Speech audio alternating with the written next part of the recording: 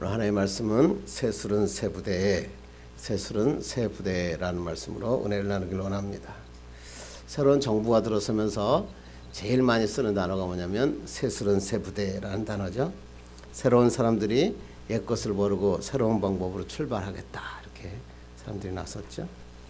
특히 어제 이번에 미래창조부 장관이 이렇게 얘기합니다. 시대 변화에 맞게 미래를 준비하는 부처로 새롭게 태어나자. 그래가지고 새술은 새부대. 그래서 그릇들을 비우고 국민의 입장에서 비전과 목표를 새로 정립하자. 그래서 얘기하는 것을 많이 봤습니다. 정부뿐만 아니라 요새 기업들도 난립니다. 그래서 요새 여러분 광고를 보면 로고들이 굉장히 많이 바뀐 것을 여러분이 볼 수 있죠. 이것은 무엇일까요? 그러면서 갑자기 이렇게 빨간 로고가 나오면서 그것은 뭐 새끼손가락 거는 거, 뭐 약속 그러면서 여러분 많이 로고가 바뀐 거 보셨죠? 어디는 아예 기업 이름을 바꿨어요. 그래서 뭐 DB 그래가지고 Dream Big이란 뜻이래요. 그러면서 이름을 완전히 바뀌어서 큰 꿈과 이상을 가지고 미래를 준비하겠다. 그래서 뭐 DB 손해보험, DB 생명 이렇게 가지고 바꿨는데 참 튀지도 않고 굉장히 좋았던 것 같습니다. 이제는 새 포도주는 새부대라는 말은 우리 예수 믿는 사람이나 예수 믿지 않는 사람이나 너무나 익숙한 그런 말이 되었습니다. 그런데 저는 이 말을 듣다가 항상 이렇게 생각을 했습니다. 중요한 게 뭐냐면 이 새 포도주는 새부대라는 말은 새부대보다 더 중요한 게 뭐냐면 새 포도주가 중요합니다. 새 포도주는 없는데 새 부대만 만들겠다고 아무리 고치고 해봤자 변화되는 건 없습니다. 제일 중요한 것은 새 부대다. 무엇을 담을 것인가, 그리고 그 담을 것을 위해서 내가 어떻게 내가 고칠 것인가, 그것이 중요하다. 성경에서는 그렇게 얘기하고 있는 것입니다. 오늘 우리가 읽은 본문이 뭐냐면 새술은 또 뭐 새 포도주는 새 부대에 담아야 된다라고 하는 하나님의 말씀이죠. 예수님께서 길을 가다가 지금 보면 세간에서 일하고 있는 세리 마태를 봅니다. 그리고 마태에게 나에게로 오라. 그래서 12 제자로 삼으십니다. 마태가 글쎄 세리 사람들에게 그 맨날 핍박받고 멸시당하던 그 마태가 주님의 은혜에 제자가 되니까 너무나 감사해서 잔치를 엽니다. 소위 마태의 잔치라 그렇게 얘기하죠. 그래서 예수님과 제자들도 모시고 세리 친구들도 모이고 또 죄인들도 모아놓고 거대한 그 잔치를 차립니다. 그때 당시에 세리는 돈을 이제 중간에 세금을 받기 때문에 부유했지만 사람들에게서는 창기들처럼 아주 죄인들처럼 아예 회당에도 들어갈 수도 없는 그런 아주 사람들에게 멸시받는 그런 사람이었습니다. 그랬더니 유대인들이 이제 쳐다보면서 이것을 보고 화가 났습니다. 그래서 바리새인들이 그 제자들에게 나가서 이렇게 얘기합니다. 너네 선생님은 어찌해서 세리와 죄인들과 함께 지금 잡수고 있느냐? 그 사람들은 죄인 아니냐? 이렇게 얘기하고 있는 것입니다. 뿐만 아니라 세례 요한의 제자들은 이제 예수님에게 묻습니다. 예수님, 어떻게 우리하고 바리새인들은 금식하는데 당신과 당신의 제자들은 왜 금식하지 않습니까? 질문했다 그렇지만 사실은 항의한 겁니다. 비난한 겁니다. 그러자 예수님께서 이 말씀을 듣고 세례 요한의 제자들에게 세 가지 비유를 통해서 이 하나님의 말씀을 가르쳐 주십니다. 그리고 결론을 뭐라 하냐면 새 포도주는 새 보대에 넣어야 된다. 그래야 둘 다 보존된다. 이렇게 오늘 하나님께서 말씀하고 있다고 하는 것입니다. 다른 말로 얘기하면 낡은 부대 가지고는 새 포도주 담을 수 없다. 그러므로 너희는 새로운 부대를 준비해라. 이렇게 하나님이 말씀하신 것입니다. 그렇다면 하나님이 이 말씀에 가서 무슨 뜻일까? 새 술은 새 포도주를 새 부대에 담으라는 것이 성경에 하시는 말씀은 뭘까?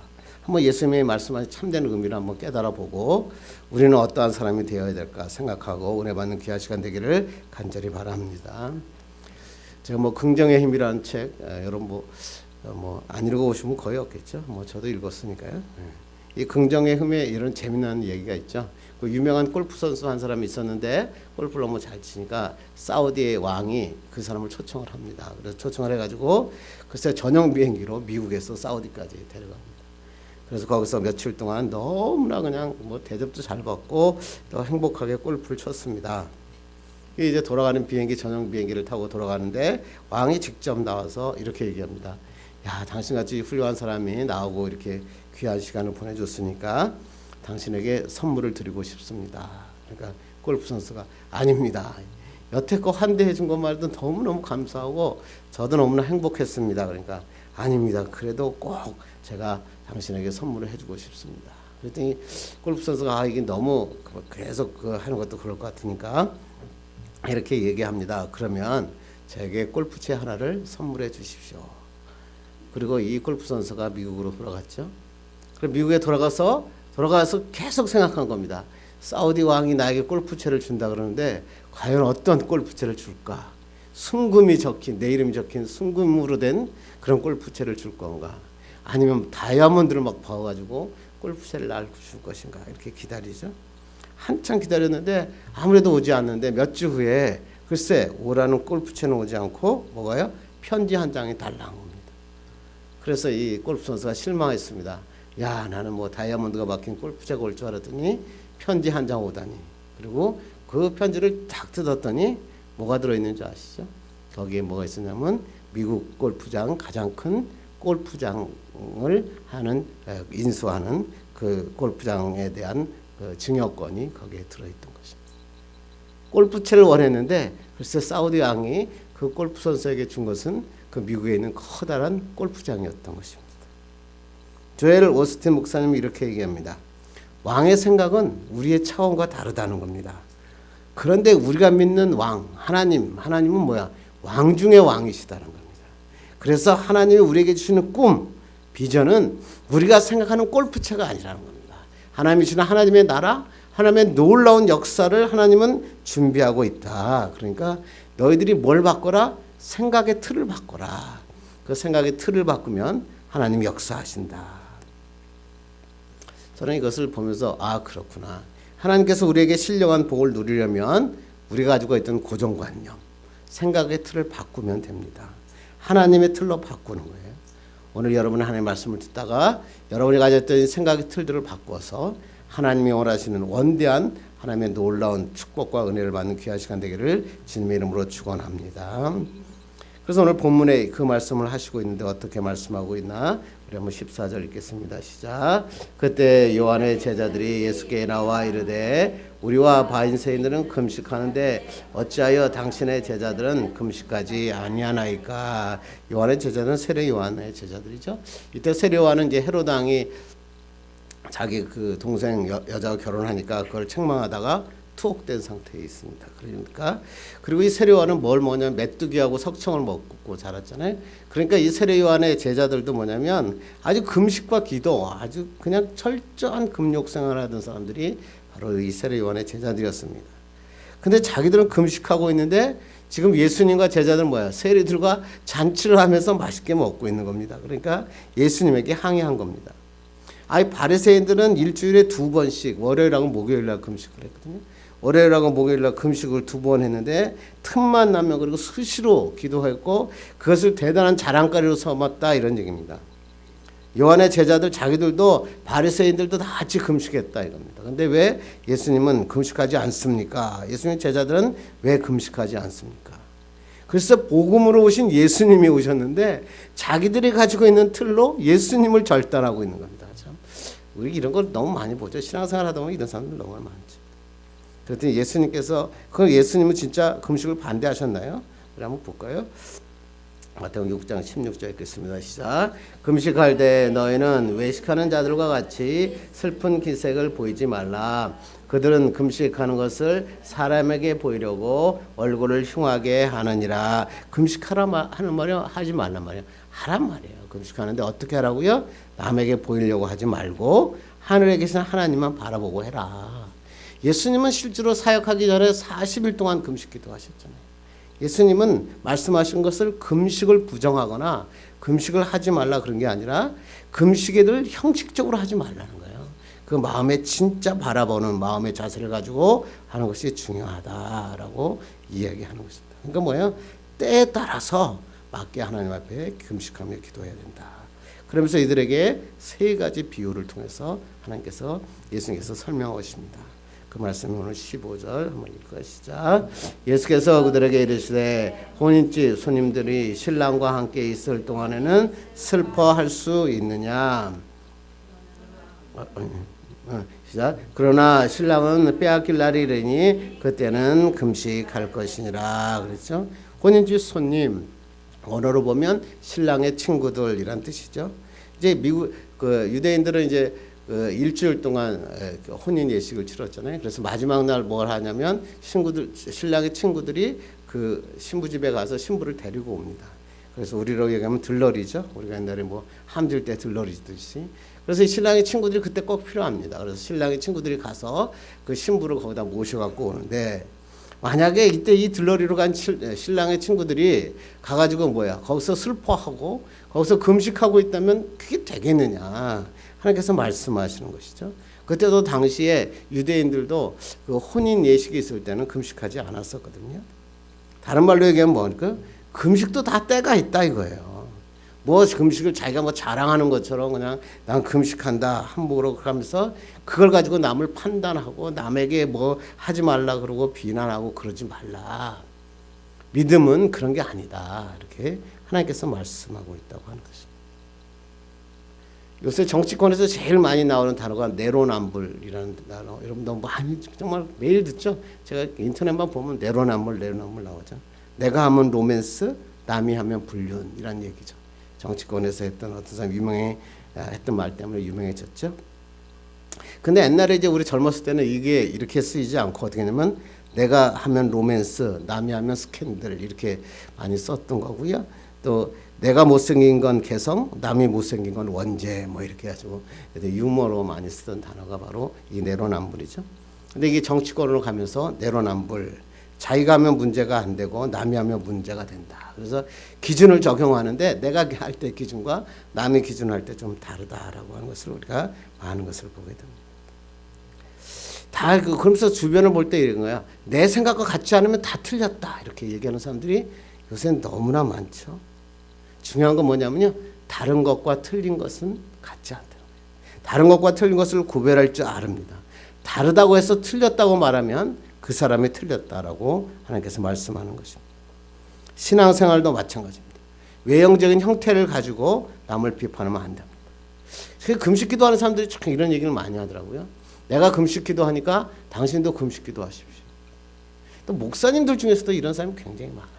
내가 금식기도 하고 교회가 부흥했으니까 당신도 금식하며 기도하십시오. 아니죠. 그렇지 않습니다. 중요한 건 아니에요. 어떤 사람은 그러더라고요. 나는 산기도 가서 은혜를 받았으니까 당신도 산기도 가셔야 됩니다. 아니죠. 그렇지 않습니다. 하나님께서 주시는 것은 다 은혜의 방법이 다르기 때문에 그렇습니다. 심지어 어떤 사람이 이러더라고요. 몸이 아프니까 나는 약도 안 먹고 기도하고 나왔다. 그러니까 너 약 좀 먹지 말고 기도만 해라. 그게 맞는 걸까요? 내가 약을 살 돈이 없는데 정말 하나님 앞에 하나님 나 약 사 먹을 형편도 못 돼요. 주님 나에게 건강을 주세요. 그러면 날 수 있죠. 낫죠. 그런데 중요한 건 뭐예요? 그게 아니라 아무리 내가 했는데 난 약 안 먹고 무조건 하나님이 낫게 하실 거야. 그렇게 기도하는 것 억지 아니겠습니까? 예수님께서 가장 싫어하는 성경에서 제일 싫어하는 게 뭘까요? 외식이에요. 외식. 가식. 그러니까 예수님이 욕하는 성경이 나오잖아요. 그 말씀은 딱 어떤 사람에게 나오죠? 외식하는 자에게, 가면 쓴 자에게.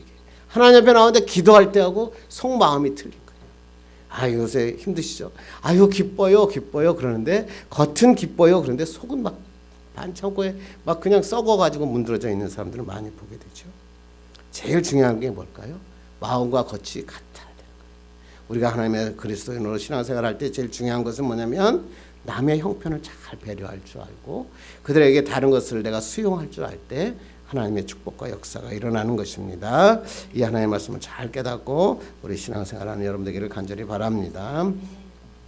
두 번째 예화를 하나님께서 비유로 말씀하시는데 16절 읽겠습니다. 시작. 생배 조각을 낡은 옷에 붙이는 자가 없나니 이는 기운 것이 그 옷을 당겨 헤어짐이 더하게 되며 그랬어요. 생배 조각 있죠. 생배는 아그나포스라고 하는 원어인데요. 뭐냐면 빗질하지 않은 천, 가공 처리하지 않은 생천 이러니까 아주 생천이에요. 아무 처리하지도 않은 그냥 면에 그냥 딱 짜놓은 거. 그러니까 이게 빨면 어때요? 확 줄어들죠. 옛날에 우리 처음에 옷 만들 때 어떠냐면 집에 와서 새 옷 샀는데 아침에 세탁기 돌려갖고 딱 입으면 반바지가 되고 이런 것들이 옛날에 굉장히 많이 봤죠. 이것을 뭐라고 하면 생배라 그런데요. 근데 이 생배를 낡은 옷에다 딱 귀어넣으면 어떻게 돼요? 아직 보면 처음엔 괜찮은 것 같은데 비가 오거나 한번 물이 묻거나 한번 빨면 어떻게 돼요? 이건 완전히 쭈그러들으니까 그 낡은 옷까지 헤어지게 된다라고 하는 거죠.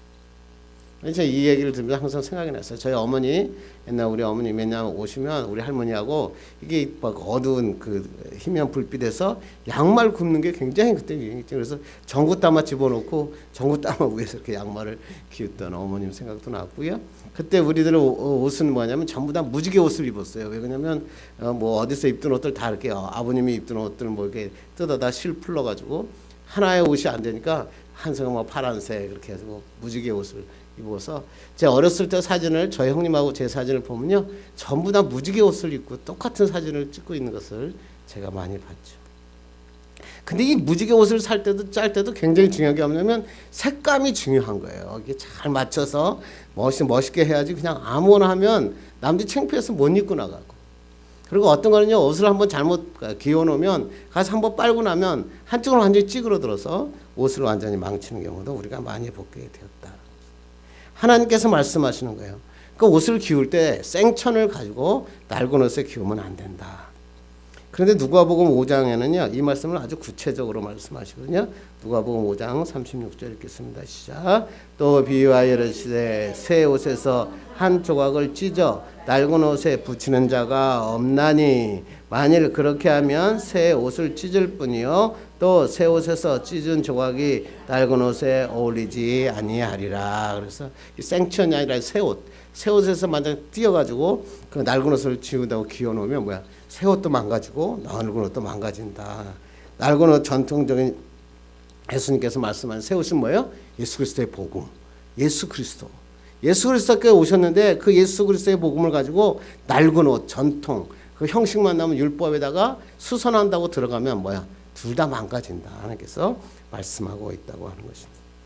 중요한 건 뭐예요? 낡고 형식화된 율법 버리고 새로운 하나님의 축복에 새 옷을 입어라. 이렇게 하나님께서 말씀하시죠.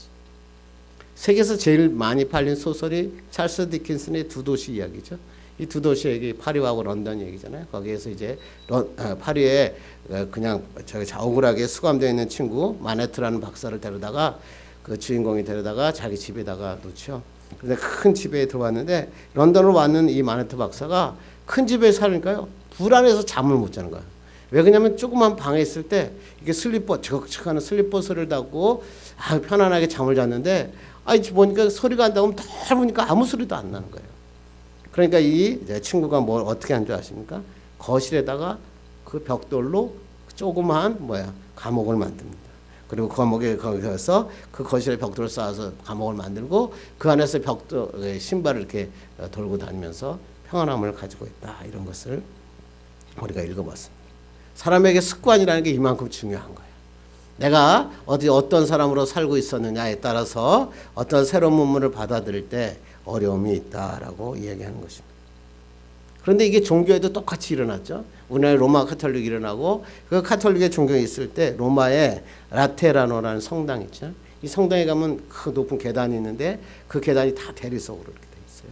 그 대리석을 맨 무릎으로 기어 올라가서 끝까지 올라가면 기쁨, 속죄의 기쁨을 느낀다. 그래가지고 사제들이나 모든 사람들이 전부 다 거기 올라가서 그 두 무릎으로 끝까지 올라갔습니다. 마틴 루터가 이걸 보고 참 하면서 예수 그리스도 기독교는 고행의 종교가 아니라 예수 그리스도의 십자가다. 그래서 일으킨 게 뭐예요? 종교개혁이거든요. 그러니까 내가 살아가는 어떤 형식 가지고 하나님의 말씀을 갖지 말라. 하나님께서 말씀하는 거예요. 하나님 뭐라고요? 낡은 옷, 낡은 그런 형식과 그런 것들을 버리고 하나님이 기뻐하시는 새 옷을 입자. 하나님께서 이렇게 말씀하신 것입니다.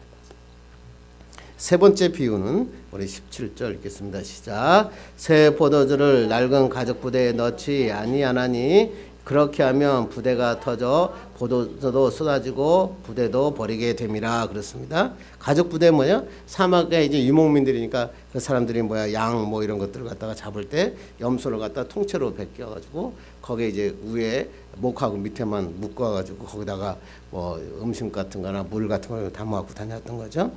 근데 이 가족 부대가 오래되면 신축성이 떨어져요. 그래서 계속 손질했는데 손질하지 않고 있으니까 뻣뻣해지니까 막 거기다 포도주를 넣으면 막 발효돼가지고 막 터져버리게 되죠. 그래서 이 낡은 가죽에 새 포도주 뭐야를 넣어놓으면 더 터져버린다. 다시 말하면 왜 금식을 안 합니까? 그러니까 예수님께서 말씀하시는 거예요. 예수 그리스도께서 전하시는 이 놀라운 복음을 너희들이 가지고 있는 낡은 의식에다가 집어넣으면 터져버린다. 하나님께서 말씀하시는 거예요. 그러면서 결론으로 이렇게 얘기하십니다. 읽겠습니다. 시작. 새 포도주는 새 부대에 넣어야 둘이 다 보존되느니라. 여기서 중요한 말은 뭐냐면 새 포도주라고 하는 새자 네오스라는 말은 우리로 말하면 뉴라는 뜻이에요. 그러니까 시간적으로 새롭다. 그러니까 이제 막 따가지고 포도주를 담기 위해서 포도로 이렇게 만들어 놓은 거. 그러니까 그걸 막 이제 너는 막 발효되면서 이제 부글부글 끓면서 이제 포도가 익어가겠죠. 근데 이 다음에 새 부대라고 하는 새자는 카이노스라고 하는 거. 그러니까 뉴라는 뜻이 아니라 뭐예요? 질적으로 새롭다 이런 얘기예요. 그러니까 새롭게 만든, 그러니까 뭐예요? 질적으로 새로워진 부대라고 하는 뜻이 정확한 뜻이 됩니다. 이게 여러분이 성경에 보면 보라 이전 것은 지나갔으니 보라 새 것이 되었도다 이렇게 얘기할 때 그 새 것 카이노스 그 뭐야? 사람이 바뀌었다는 게 아니라 뭐예요? 새로운 사람으로 뭐요? 바뀌어졌다 이런 거죠. 그러니까 오늘 성경에서 말하는 이 오래된 부대, 그러니까 그래서 오랜 부대는 어떻게 썼냐면 거기다 막 기름을 바르고 뭐 아주 하면 다시 이제 부대가 새로워지면 거기다 또 다시 음식을 넣고 그런데 그것이 낡아졌는데 그 아무 칠도 안 하고 나면 뭐야? 터져버린다. 그러니까 새로운 포도주를 넣으려면 어떻게 해요? 너 낡은 부대를 보완해서 새롭게 만들어야 된다. 하나님께서 그렇게 말씀하고 있다고 하는 것입니다. 그렇습니다. 예수 그리스도께서 주시는 놀라운 새 포도주, 이제 막 능력있고 발효하는 힘이 있고 팽창하는 힘이 있는 이 포도주를 담기 위해서는 너가 가진 부대를 어떻게 해? 새롭게 해라. 하나님께서 이렇게 말씀하는 거죠. 이럴 때 이야기하는 많은 사람이 아그파 필름, 여러분 아시죠? 아그파 필름이 뭐예요? 우리나라 세계 최초로 카메라 필름을 개발한. 옛날에 이 뭐 필름 카메라 있을 때 아그파 필름 모르는 사람 거의 없을 거예요. 1867년에 설립했고요. 150년 동안 역사를 가졌고요. 2001년 때는 최정상, 필름 업계의 뭐 최고봉이었죠. 그런데 2000년도에 뭐야? 디지털 카메라가 탁 등장합니다. 그래가지고 2005년도에 아그파 필름이 망해버려요. 세계적인 최고의 그러한 회사가 망하는 데까지 불과 4년밖에 안 걸려요. 150년 동안 기업을 했는데 4년 만에 아그파 필름이 파산합니다. 왜 그럴까요? 새로운 변화에 대응하지 못한 거예요. 저도 그때 옛날에 이제 사업할 때 이제 미국 그 일본에 가서 그 싸뇨 뭐 이런 데다가 그 칩에다가 우리 압축 알고리즘을 넣는다 그러고 얼마나 돌아다니는지 모르겠어요. 그때 디지털 카메라 하나가 비쌀 때거든요. 근데 이제 뭐 모든 사람들이 이번에 올림픽 보니까 뭐예요? 전부 다 카메라를 다 찍잖아요. 이 시대에 적응하지 못하면 결국 죽습니다. 현대 기업도 살아남기 위해서는 낡은 부대, 낡은 생각들을 걷어내야 살아남습니다. 그래서 대기업 유명한 얘기 있죠. 마누라와 자식만 빼고 다 바꿔라. 근데 아직도 못 바꾼 게 있어서 지금도 힘들죠. 그런데 쉬운 건 뭐냐면 낡은 부대는 바꾸기가 쉽지 않습니다. 왜? 근데 그 익숙하니까, 편하니까, 내 그대로 살면 되니까. 지금 막 사회가 바뀌고 막 어려운데 지금 50대, 60대들이 힘들거든요. 왜? 이 낡은 부대, 낡은 생각을 바꿔내기가 쉽지 않기 때문에 그렇습니다.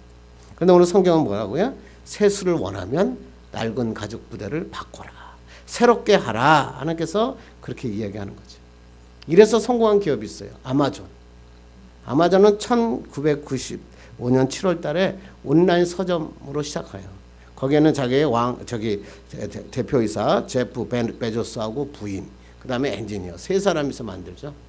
그러면서 이 사람의 목표가 뭔지 알았어요? Everything Store. 고객이 원하는 모든 것은 여기에 있다. 이런 목표를 가지고 온라인 시장의 막 시대의 변화에 따라서 막 엄청나게 변화를 합니다. 홈페이지도 완전히 바뀌고 유통 시스템을 완전히 바꿉니다. 그러더니 갑자기 이 아마존이 전 세계에서 최고의 유통 체계를 갖춘 그러한 회사로 바뀌어버렸어요. 우리나라도 그렇죠. 우리나라 쿠팡이라는 회사가 있는데 이 쿠팡이 유통 체계를 완전히 바꿔버리죠. 그래가지고 뭐 하루 만에 그 다음 날 바로 배달하는 무슨 로켓 배송인가 번개 로켓 하면서 이렇게 바꾸면서 그 새로운 최고의 강자 몇 조 정도 유통을 하잖아요. 놀라운 일이죠. 왜 이렇게 되었을까요? 새로운 체계에 자꾸만 바꿔나간 겁니다. 거기에 맞게 낡은 부대에 계속 칠을 하고 계속 기름칠을 하고 새롭게 하니까 결국에는 세계를 지배하는 그러한 기업들이 됐다라고 이야기합니다. 이 우리 신앙도 마찬가지예요. 이 신앙에도 여러 가지 여러분이 가지고 있던 구태에 의한 신앙의 자세가 아니라 하나님이 주신 새로운 놀라운 체계로 바꿔나갈 때 하나님의 기적이 일어납니다. 그런데 중요한 건 뭐냐면 새 포도주가 뭔가, 새 부대는 뭔가 생각해 봐야겠죠. 새 포도주는 성경에서 뭐라고 그래요? 복음. 하나님 예수 그리스도께 오신 기쁨의 소식. 오늘 뭐라 그랬어요? 천국의 잔치. 그래서 예수님은 처음에 오자마자 기적을 어디서 일으키냐면 가나의 혼인잔치에서 일으키시거든요. 이게 뭐냐면 예수님이 오신 천국의 복음은 뭐다? 기쁨이다. 이렇게 얘기하는 거예요. 그러니까 성령이 역사하시면 기쁨이 생겨나고 그 마음에 두나미스, 다이너마이트 같은 능력이 생긴다. 하나님께서 이렇게 말씀하는 거예요. 그래서 이 복음은 다이너마이트 같다는 거예요. 팽창력이 있는 거예요. 그런데 여기다가 옛날의 생각에다 집어넣으면 터져버린다. 하나님께서 이렇게 말씀하고 있죠. 그래서 예수님께서 이런 사람의 복음을 어디가 감당하기를 원했냐면 교회가 이런 일을 감당하기를 원했다. 그래가지고 사도행전이 시작하죠. 거기에 뭐가 나와요? 성령행전. 초대교회가 생겨나요. 초대교회가 가는 곳마다 기적이 일어나죠. 로마가 뒤집어져요. 로마가 기독교 국가가 되고 전 세계에 하나님의 복음이 전하는 놀라운 역사가 일어났어요. 변화되면, 바꾸면 기적이 일어난다. 하나님께서 말씀하는 거예요. 이것을 갖다 로마서에서는 이렇게 성경에서는 이야기하고 있습니다. 이렇게 했습니다. 시작. 너희는 이 세대를 본받지 말고 오직 마음을 새롭게 함으로 변화를 받아 하나님의 선하시고 기뻐하시고 온전하신 뜻이 무엇인가 분별하도록 하라. 예수 그리스도인들은, 교회는 세상을 따라가지 말라. 세상을 안 따라가야 하나님의 뜻을 따를 수 있다. 산재물이 될 수 있다라고 하나님께서 말씀하는 거예요. 마음을 새롭게 해라. 주님만 바라봐라. 그러는 거예요. 그래서 우리 복음성가에서 나 주님의 기쁨 되기 원하네. 내 마음을 새롭게 하소서. 새 부대가 되게 하여 주사. 주님의 빛 비추게 하소서. 그러잖아요. 내가 원하는 한 가지 주님의 기쁨이 되는 것. 내가 원하는 한 가지 주님의 기쁨이 되는 것. 주님의 기쁨이 되는 게 우리의 새로운 마음이에요. 그런데 여기 교회들이 세상에 맞춰, 세상의 낡은 제도에, 세상이 원하는 교회를 만들다 보니까 결국 하나님을 기뻐하는 교회가 되지 못한다. 하나님께서 말씀하고 있다고 하는 것입니다. 이제 말씀을 맺으려고 합니다. 여러분은 어떤 가죽 부대를 지금 가지고 계십니까? 새 포도주를 담을 만한 새로운 가죽 부대 준비하셨습니까? 아니면 여태껏 지켜왔던 형식과 제도만 남아서 하나님이 원하시는 것은 상관없이 세상과 하나님의 중간에 서가지고 주일날은 교회 오고 저 평일날은 세상에 나가서 그냥 세상인과 아무것도 다르지 않게 살아가고 있지는 않습니까? 하나님이 오늘 뭐라고 그러시냐면 마음을 새롭게 해라. 하나님만 바라봐라. 세상을 따라가는 것이 아니라 하나님을 바라봐야 하나님을 깨달을 수 있다라고 하나님께서 말씀합니다. 우리 꿈의 교회도 하나님이 하시는 말씀이 너가 바로 사도행전과 같은 초대교회가 되어야 된다. 성령행전이 우리 꿈의 교회에서 일어나야 된다. 말씀과 뜨거운 찬양이 있고 사랑과 교제가 있는 교회가 되어야 된다. 이렇게 하나님께서 말씀하신 거예요. 그렇게만 하면 하나님의 새 포도주가 들어가서 능력을 나타내고 하나님의 폭발할 수 있는 놀라운 역사가 일어난다. 이렇게 말씀하고 있습니다. 여러분도 이 마음을 새롭게 해서 여러분을 새로워진 부대를 가지고 주님이 일하는 여러분 되기를 주님의 이름으로 축원합니다. 기도하겠습니다.